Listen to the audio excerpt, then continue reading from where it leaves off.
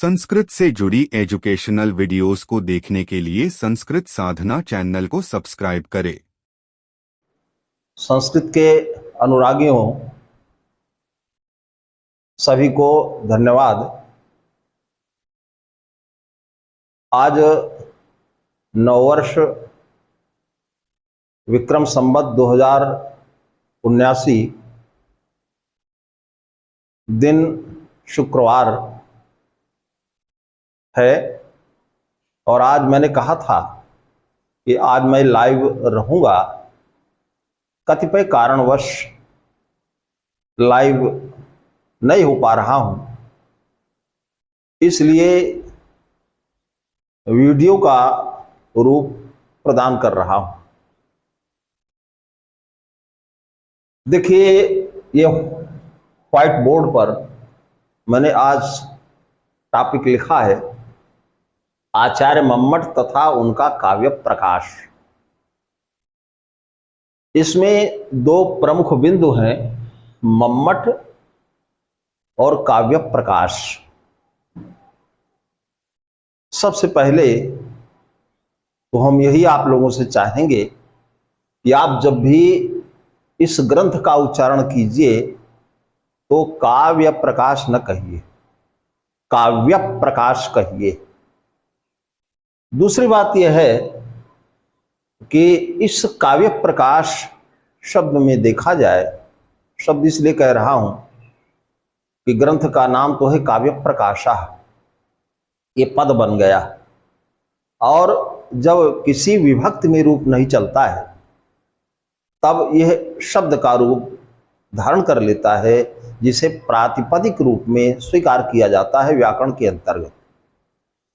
तो यह शब्द है काव्य प्रकाश।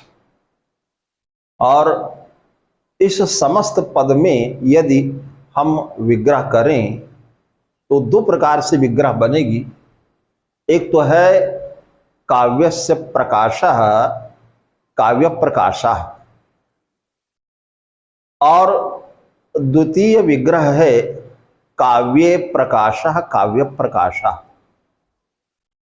मैं मानता हूं कि जो द्वितीय विग्रह का स्वरूप है वही समीचीन है।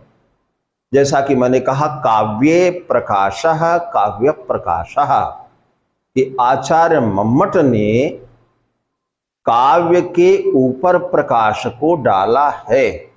काव्य के अंतर्गत जितने भी काव्य के अंग हैं या उपांग हैं उनके ऊपर आचार्य मम्मट ने प्रकाश डाला हुआ है। और यह ग्रंथ प्रामाणिक है काव्य शास्त्रीय जगत के अंतर्गत। और दूसरी बात यह है, हम ये फोकस करना चाहते हैं कि यह ग्रंथ का रूप है। मैं लिख रहा हूं,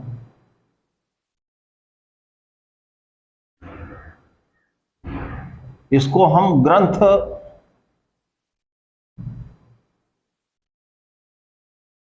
कहते हैं।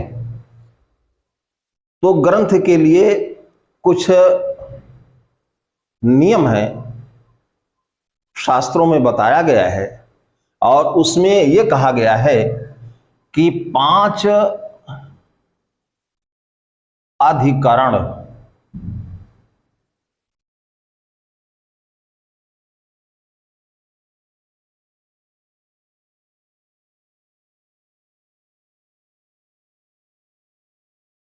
ये है, 5 अधिकरण जिसमें होते हैं वही ग्रंथ का रूप धारण कर सकता है।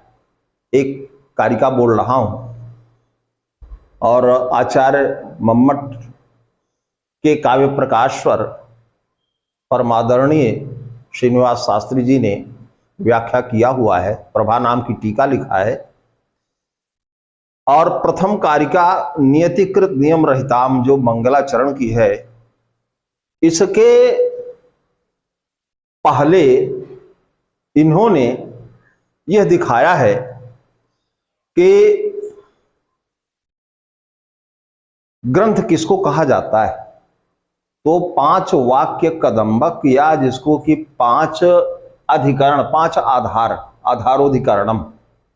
इसमें पहला विषय है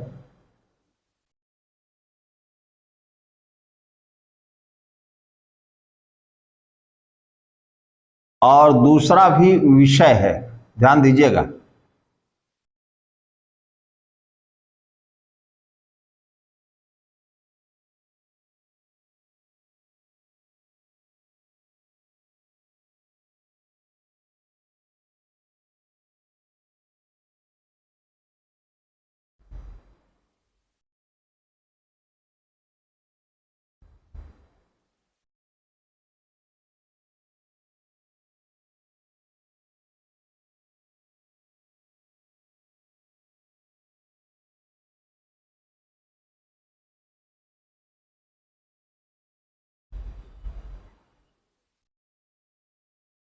यह है, आप ध्यान से देखिएगा तो व्हाइट बोर्ड पर हमने लिखा है विषय, इसमें मूर्धन्य ष है, यहाँ विषय है, ताल विषय है, और तृतीय बिंदु है पूर्व पक्ष, चतुर्थ बिंदु है उत्तर पक्ष, और पंचम बिंदु है निर्णय। विषय क्रम से हम चलते हैं तो किसी भी ग्रंथ का कोई न कोई विषय अवश्य होता है। आचार्य मम्मट ने अपना विषय काव्य के रूप में स्वीकार किया, और जैसा कि मैंने कहा कि काव्य के विविधांगों पर प्रकाश डाला, तो काव्य इनका हो गया विषय, इनका विषय हो गया काव्य।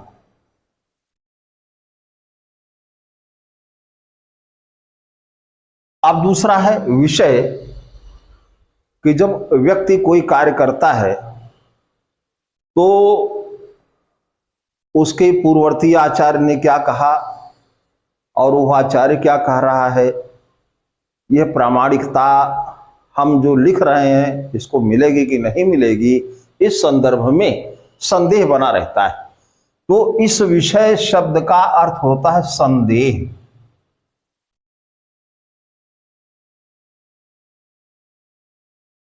तो विषय काव्य है और विषय शब्द का अर्थ होता है संदेह कि हमारे मत को मान्यता मिलेगी कि नहीं मिलेगी। और अगला फिर तृतीय बिंदु है पूर्व पक्ष। ये आचार्य मम्मट के पहले जो आचार्य हुए थे भामह आदि, जिन्होंने काव्य की परिभाषा लिखते हुए शब्दार्थौ सहितो काव्यम गद्यम पद्यम च तद्विधा, तो आचार्य मम्मट को यह भी देखना पड़ा कि अनेकानेक आचार्य पहले हुए हैं, और जब आचार्य मम्मट स्वयं लिख रहे हैं कि तददोषौ शब्दार्थौ सगुणावनलंकृति पुनः क्वापि,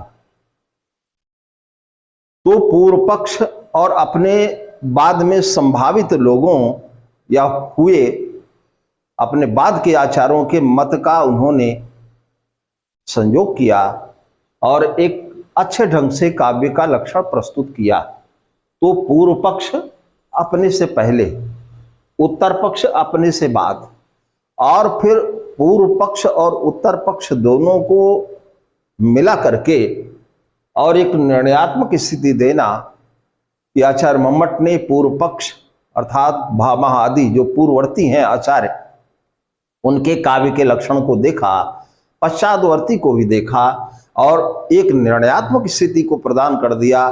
तददोषौ शब्दार्थौ सगुणावनलंकृति पुनः क्वापि, ये काव्य का लक्षण दे दिया। और आचार्य मम्मट का जो समय माना जाता है, इस पर भी हम थोड़ा चर्चा करेंगे। यह एकादश शताब्दी के रहे हैं और ये कश्मीर वासी थे, और कश्मीर के अंतर्गत उस समय तत्क्षण शैव दर्शन का प्राबल्य था, और शैव दर्शन में 36 तत्व हुआ करते हैं, और उन 36 तत्वों में एक विशिष्ट तत्व होता है, इसे कहते हैं नियति। और आचार्य मम्मट ने ग्रंथ के आरंभ के प्रथम कारिका में नियतिकृत नियम रहिताम ह्लादैकमयी मनन्य परतंत्राम नवरस रुचिराम निर्मित मादति भारती कवेर जयति, नियति शब्द का आचार्य मम्मट ने वहां पर प्रयोग किया। अपना परिचय कहीं तो दिया नहीं, लेकिन शब्दों के माध्यम से ही हमारे आचार्यगण, हमारे सुधीगण आचार्यों के जन्मस्थान आदि के संदर्भ में जान लिया करते हैं। यह काव्य प्रकाश पूर्ण रूप से आचार्य मम्मट द्वारा लिखे गए काव्य के लक्षण पर ही आधारित है। इसमें प्रथम उल्लास, द्वितीय उल्लास, तृतीय उल्लास, चतुर्थ उल्लास, पंचम उल्लास, षष्ठ उल्लास, सप्तम उल्लास, अष्टम उल्लास, नवम उल्लास और दशम उल्लास, इस प्रकार से 10 उल्लासों में इसका विभाजन किया गया है। और आचार्य मम्मट ने काव्य का लक्षण जो दिया, तददोषौ शब्दार्थौ सगुणा वनलंकृति पुनः क्वापि। तो काव्य का शरीर कैसे बनता है? तो आनंद वर्धनाचार्य ने वृत्त में लिखा कि शब्दार्थौ सहितौ काव्यम, कि काव्य का कलेवर शब्द और अर्थ से बनता है। इसलिए आचार्य मम्मट ने अपने काव्य प्रकाश के प्रथम उल्लास के अंतर्गत सर्वप्रथम मंगलाचरण किया। उसके बाद प्रयोजन, ततश्च काव्य हेतु और काव्य के उत्तम, मध्यम और अधम त्रिविध भेद कर दिए। इसके पश्चात द्वितीय उल्लास के अंतर्गत इन्होंने शब्दार्थ विवेचन किया हुआ है कि शब्द कितने प्रकार का होता है, या शब्द कितने प्रकार के होते हैं, अर्थ कितने प्रकार के होते हैं। अब हम उस पर नहीं जाएंगे, कभी इस पर भी हम विशद रूप में चर्चा करेंगे। और इस प्रकार से आचार्य मम्मट ने लक्षणा आदि के स्वरूप को द्वितीय उल्लास में बताया है। तृतीय उल्लास में आर्थी व्यंजना और चतुर्थ उल्लास के अंतर्गत रस का विवेचन किया है। आचार्य भरत का जो नाट्य शास्त्र है, तो उसमें आचार्य भरत ने स्पष्ट रूप से कहा है,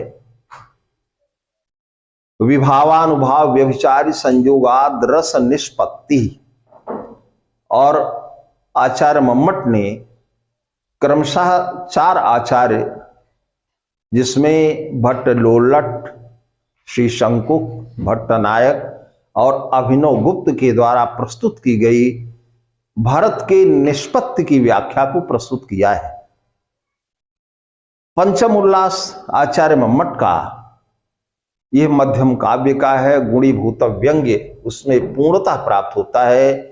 और षष्ठ उल्लास के अंतर्गत आचार्य मम्मट ने पुनः शब्द चित्र और अर्थ चित्र का उदाहरण प्रस्तुत किया है। अष्टम उल्लास में गुण विवेचन किया और अलंकार के लक्षण को भी प्रदान किया। नवम उल्लास में शब्दालंकार का, जिसमें आचार्य मम्मट ने सर्वप्रथम वक्रोक्ति अलंकार को स्थान दिया। और दशम उल्लास के अंतर्गत अर्थालंकारों का विवेचन किया। शब्दालंकार के रूप में वक्रोक्ति से लेकर के पुनरुक्त वदाभास जैसे षड अलंकारों का आचार्य मम्मट ने विवेचन किया। और 61 अलंकार काव्य प्रकाश के दशम उल्लास में आए। और दुर्भाग्य रहा कि आचार्य मम्मट अपने काव्य प्रकाश के दशम उल्लास में परिकर अलंकार तक ही लिख पाए थे कि शरीर छूट गया। और उनके योग्य शिष्य ने उस ग्रंथ को पूर्ण किया। इस संबंध में एक कारिका प्राप्त होती है, कृतः श्री मम्मटाचार्य वर्यैः परिकरावधिः ग्रंथः संपूरितः शेषो विधाया लट सूरिना। लट सूर्यनाम के उनके सुयोग्य शिष्य ने इस ग्रंथ को पूरा किया।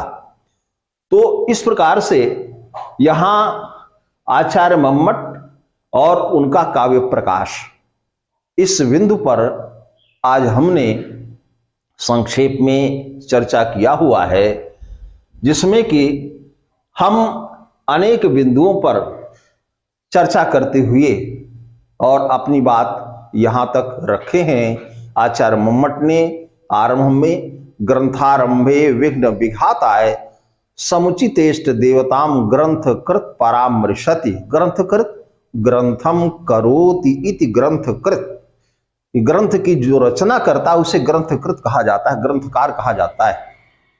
तो आचार्य मम्मट क्या कर रहे हैं, वो समुचित इष्ट देवताम ग्रंथकृत परामृशति। जो इष्ट देवी सरस्वती हैं, भारती हैं, उनका स्मरण कर रहे हैं। यहां परामृशति शब्द है, ध्यान देने योग्य है। इसके अनेक अर्थ हो जाएंगे। स्मरति, ध्यायति, स्तौति, प्रणमति। और इस प्रकार से ग्रंथ के आरंभ में आचार्य मम्मट ने मां सरस्वती को याद किया, शारदा को याद किया और ग्रंथ का लेखन प्रारंभ किया। इस प्रकार से आचार्य मम्मट ने अपने काव्य प्रकाश को दशम उल्लास तक पहुंचाया। और यद्यपि इस काव्य प्रकाश के ऊपर उस समय अनेक टीकाएं लिखी गई। एक जगह लिखा गया है काव्य प्रकाश में कि यद्यपि काव्य प्रकाशस्य गेहे गेहे टीका वर्तते तथा पेश तथैव दुर्गमा। कि काव्य प्रकाश पर घर घर में टीका है, लेकिन काव्य प्रकाश आज भी उसी प्रकार से ये दुर्गम बना हुआ है। और दूसरी बात ये भी हम चर्चा करेंगे कि काव्य प्रकाश जब पढ़िएगा तो कहीं न कहीं व्याख्याकारों ने आचार्य मम्मट को वाग देवता के रूप में, वाग देवता अवतार के रूप में स्वीकार किया है। तो काव्य प्रकाश पर जैसा मैंने कहा अनेक टीकाएं लिखी गई। और एक आदरणीय आचार्य हुए भीमसेन दीक्षित, उन्होंने काव्य प्रकाश पर सुधा सागर नाम की टीका को लिखा और उन भीमसेन दीक्षित ने ही आचार्य मम्मट को वाग्देवता अवतार की उपाधि प्रदान किया। तो आज हम अपने विषय को समाप्त कर रहे हैं तो नहीं कहते हैं, यहीं पर हम रोक रहे हैं और इसके बाद फिर हम लाइव होंगे या वीडियो बनाएंगे और आप सभी हमारा सहयोग करेंगे। आप वीडियो को देखिए। हमारा संस्कृत चैनल है संस्कृत साधना। मैं डॉक्टर अक्षय वर्नाथ तिवारी आपके समक्ष उपस्थित हुआ हूं। धन्यवाद। अगर आपको ये वीडियो पसंद आया हो तो इसे लाइक, शेयर और कमेंट जरूर करें।